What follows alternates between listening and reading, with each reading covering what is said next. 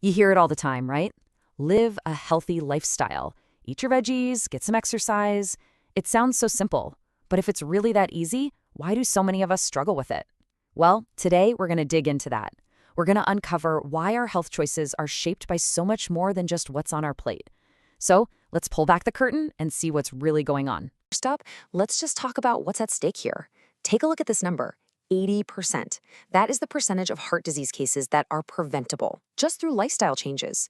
And it gets even crazier for type 2 diabetes, over 90% of cases. The power to transform our health is literally right there, in our hands.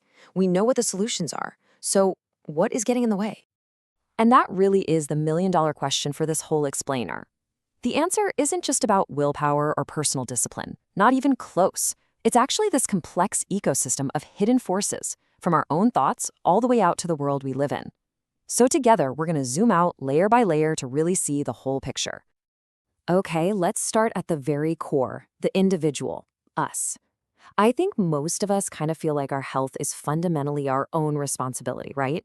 It's all about having the right knowledge and, of course, the willpower to make good choices day in and day out. And this quote from a research study, wow, it just hits the nail on the head.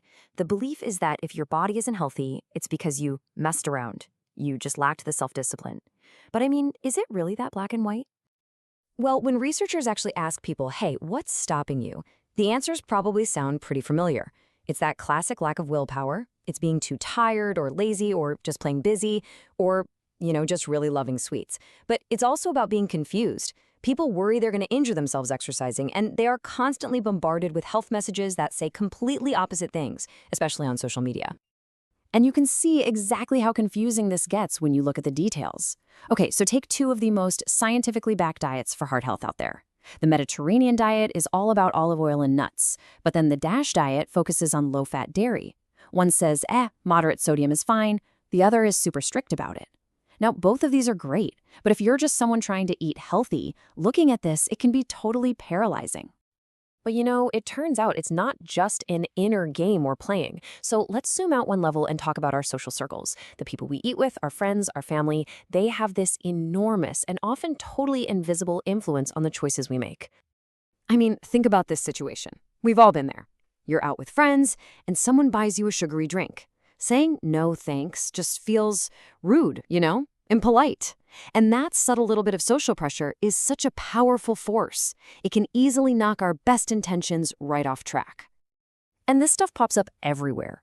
Friends might tease you for ordering a salad, saying things like, "Oh, that's so girly." Or think about those big family dinners where it's all about feasting. And let's be honest, nobody wants to be the spoilsport who turns down a slice of cake. So resisting isn't just about willpower. It's about trying to navigate your relationships. But here's what's so fascinating. This exact same social pressure can work in our favor, too. When our friends and family cheer on our healthy choices, or they exercise with us, or they share healthy meals with us, they become one of the most powerful tools for success we have. That social bond can be a huge help, just as easily as it can be a barrier.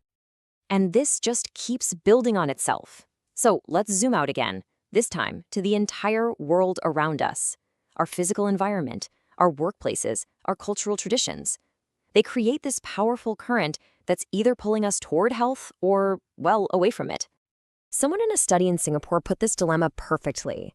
The cheapest, most convenient food options are often the least healthy ones.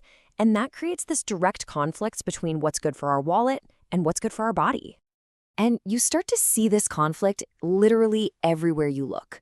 Healthy food, often way more expensive. Fast food, it's available 24/7. And food delivery apps make it ridiculously easy to get unhealthy meals sent right to your door.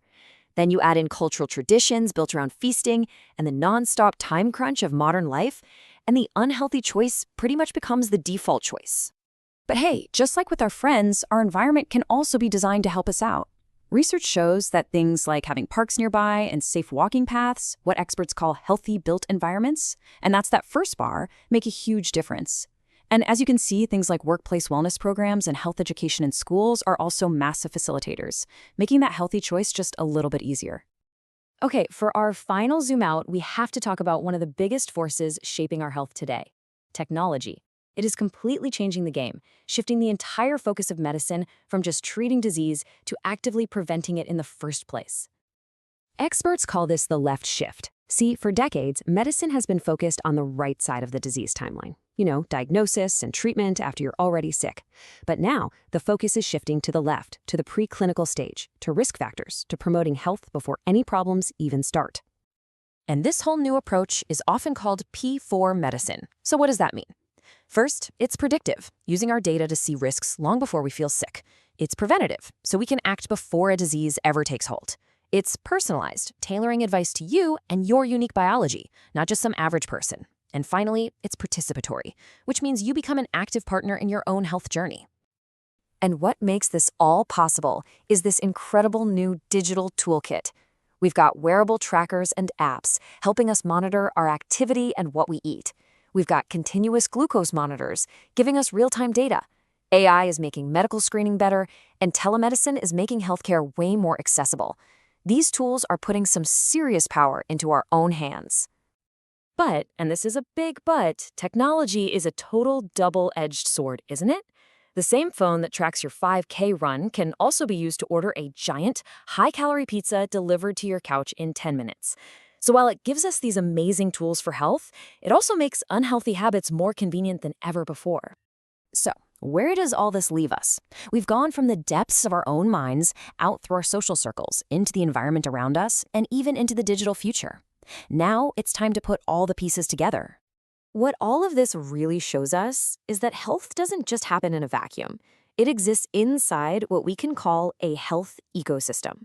And that's just a way of describing this complex web of personal choices, social pressures, our physical environment, and even government policies that all mash together to shape how we feel. And this ecosystem impacts us our entire lives. In childhood, our core habits get wired in. As young adults, those social pressures really ramp up. Then in midlife, the daily grind and our environment often take the driver's seat. And finally, in older adulthood, the cumulative effects of that whole journey really start to show. And that brings us to the single most important idea I want you to take away from this. Living a healthy life is not just a test of your personal willpower. It's about the design of our social circles, our cities, our workplaces, and our tech. It's about designing a world where the healthy choice is the easy choice. So, I'll leave you with this final thought. Instead of always asking ourselves, why don't I have more self-discipline? Maybe the better question is the one you see right here. How can we, all of us, redesign our world to make the healthy choice the easy choice? Because that, right there, is where the real power to create lasting health truly lies.